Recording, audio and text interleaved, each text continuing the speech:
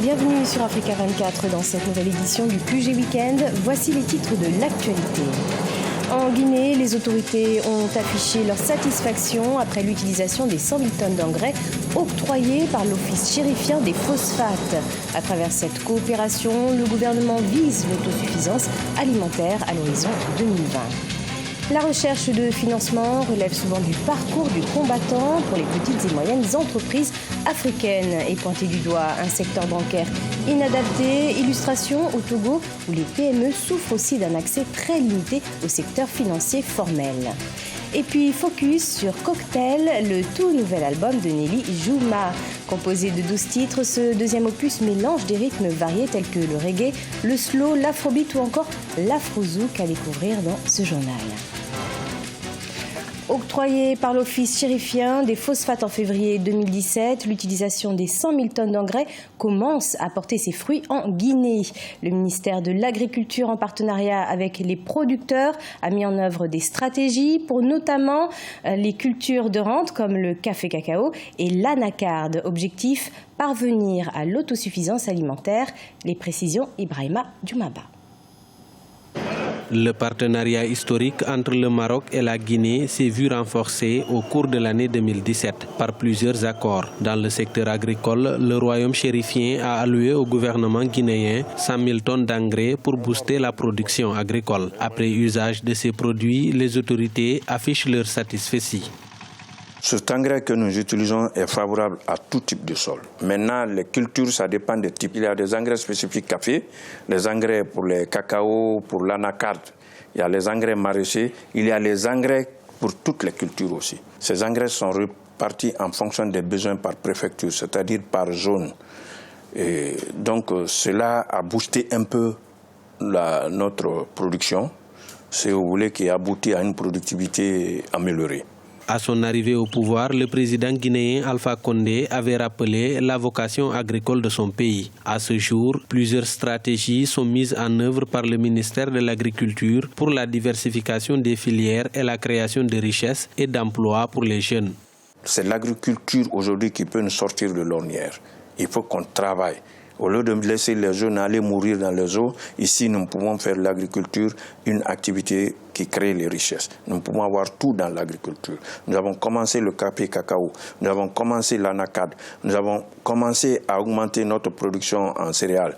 Et cela nous permettra de vivre et de faire tout ce que les autres peuvent faire en Europe ou ailleurs. La convention signée avec le Maroc prévoit 20 000 tonnes d'engrais sous forme de dons sur les 100 000 tonnes reçues. Dans les 4 régions naturelles de la Guinée, les denrées les plus consommées sont le riz, le fonio, le maïs et les tubercules. Le gouvernement vise l'autosuffisance alimentaire à l'horizon 2020. Cela passera nécessairement par la maîtrise de l'eau, la mécanisation et le développement de la recherche agricole, selon certains spécialistes.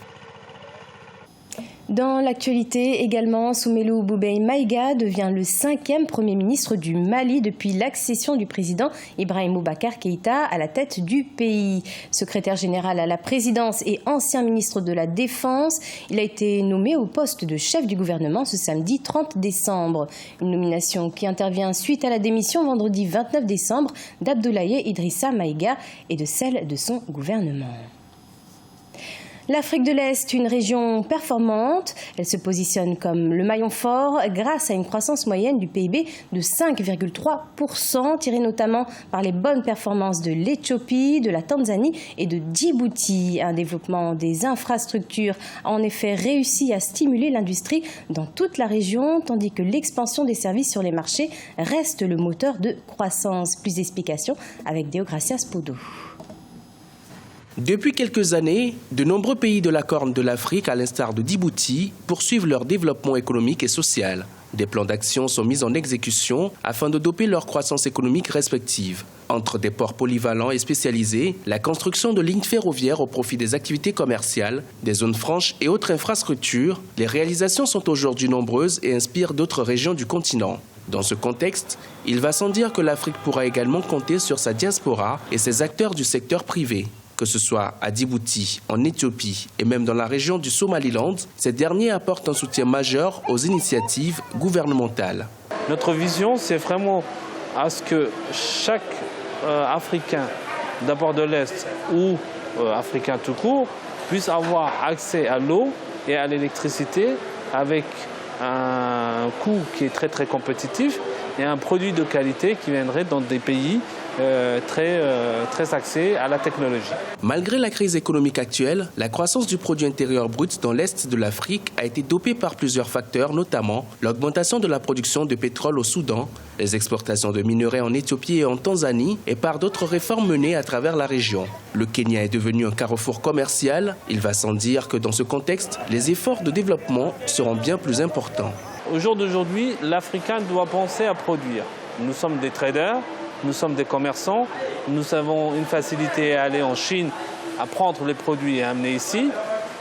Nous devons penser aux seconde étape, qui est que l'Afrique aujourd'hui est le pays ou le continent du low cost. Ce n'est plus la Chine, c'est l'Afrique. La demande, elle n'est plus ailleurs, elle est en Afrique. Donc il va falloir qu'on arrive à avoir une vision de producteur avec une proximité et qui va également présenter un avantage compétitif puisqu'on n'aura plus le coût du transport ou la main-d'œuvre qui est très désavantageuse ailleurs et avantageuse ici. Malgré une croissance économique moyenne de 5,2% par an ces 10 dernières années, le continent souffre d'un handicap majeur par son manque de ressources financières et d'infrastructures adéquates pour apporter de la valeur ajoutée à ses exportations. Certains analystes estiment que si les États africains espèrent rompre le cycle de la pauvreté et amorcer véritablement le chantier du développement, ils devront stimuler la croissance économique réelle par un commerce plus diversifié et capter une plus grande part du marché mondial des biens manufacturés et des produits finis. En Afrique, de nombreuses petites et moyennes entreprises restent confrontées à la problématique du financement, sans compter les banques qui leur consacrent uniquement 25% de leur portefeuille de crédit. Des difficultés que rencontrent les PME, notamment au Togo. Le point dans ce reportage d'Emefa Kofi. Le gouvernement togolais entend pour le compte de l'année 2018 œuvrer pour un meilleur financement des jeunes entreprises pour le développement de l'économie nationale à travers le secteur privé.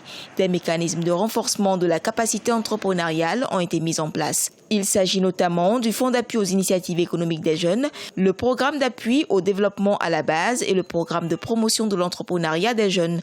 Ces trois mécanismes de promotion de l'entrepreneuriat des jeunes ont permis sur la période 2013-2015 de créer 1332 micro-entreprises avec 7836 jeunes auto-employés et employés grâce à un financement de plus de 3 875 000 francs CFA. Mettre en place ce cadre de dialogue-là avec les jeunes qui permettent une certaine proximité entre les jeunes et les autorités du pays.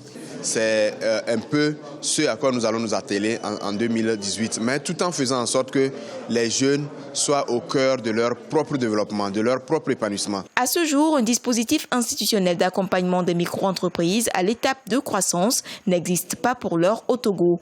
Mais beaucoup d'entre ces jeunes entrepreneurs ont démarré en 2013 et aujourd'hui, ils enregistrent un début de succès. Nous voulons vraiment maintenant, dans 2018, que la consommation locale des produits locaux soit vraiment dans l'habitude de nos Togolais et aussi soit valorisée à l'extérieur. Nous avons eu la chance de sortir du pays, de participer à des forats internationaux. Pour pérenniser les fruits, il nous faudra aller à la mise en place d'un comité d'appui à l'export pour nous positionner sur le marché extérieur. Les micro et moyennes entreprises représentent plus de 90% du tissu économique national. Elles bénéficient jusqu'à 6 millions de francs CFA de financement de la part des institutions nationales d'appui au financement des jeunes. Outre les mécanismes nationaux de financement, 38 milliards de francs CFA ont été mis à la disposition du Togo en 2017 par le Fonds de solidarité africain pour besoins de financement des petites et moyennes entreprises et industries. En Côte d'Ivoire, le retour d'une star de télé-réalité ivoirienne. Nelly Jouma revient sur la scène musicale avec un deuxième album baptisé Cocktail. Cet opus nous offre un mix de reggae, de flow, d'afrobeat ou encore d'afrozouk à découvrir dans ce reportage d'Olivier Conan.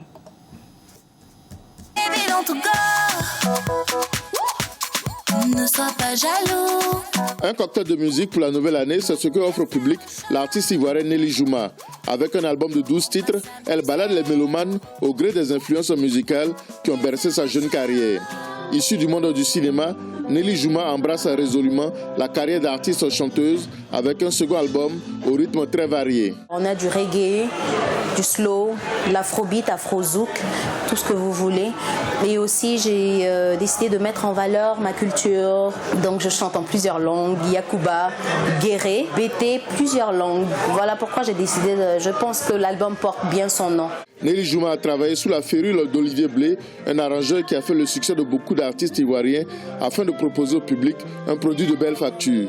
Ce que nous avons voulu faire vraiment, c'est mettre en évidence les qualités vocales de Nelly Jouma, la progression qu'elle a eu à mettre en place dans le cadre de sa carrière. Donc on a voulu vraiment faire en sorte que sa voix soit mise en avant avec un support musical urbain qui puisse donc être adapté à son époque.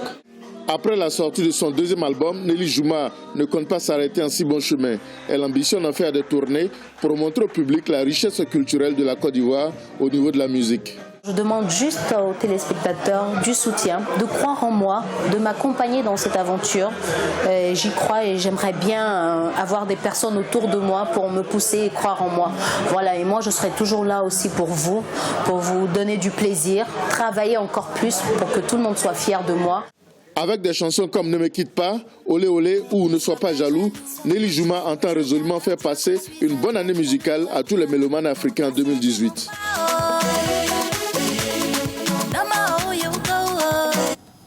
C'était le journal de la rédaction. Merci de l'avoir suivi. Retrouvez dans un instant une nouvelle édition de l'information sur Africa 24.